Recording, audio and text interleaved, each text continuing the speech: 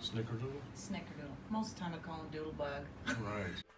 There's a natural mystic flowing through the air. We have Snickerdoodle, Doodlebug here. Snickerdoodle is between 10 and 12 years old. And Doodlebug has a spine.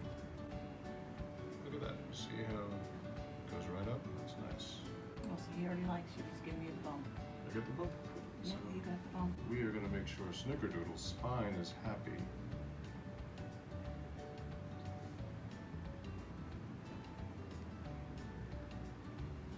Yeah. So we're going to hear the sounds first. This is very gentle. And this is called the arthrostim, and it taps the bones back into alignment. Hi. And we're going to just do a little light.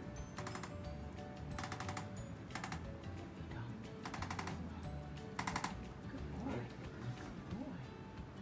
So we're going to be gentle, and we're going to tap the bones back into alignment so the brain of Doodle can send signals to coordinate all the muscles, organs, and glands. There's another spot right there.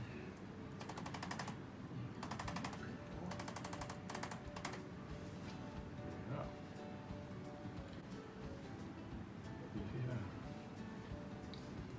Yeah, he's bumping you. He likes you. Yeah. Right there. That's the very base where the tail attaches to the spine.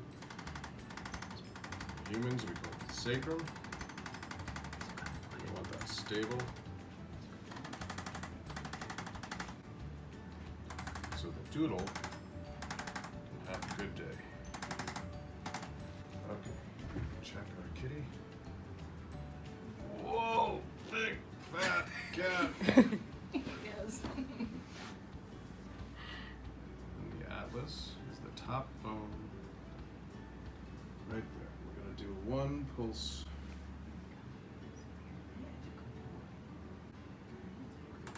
Got it.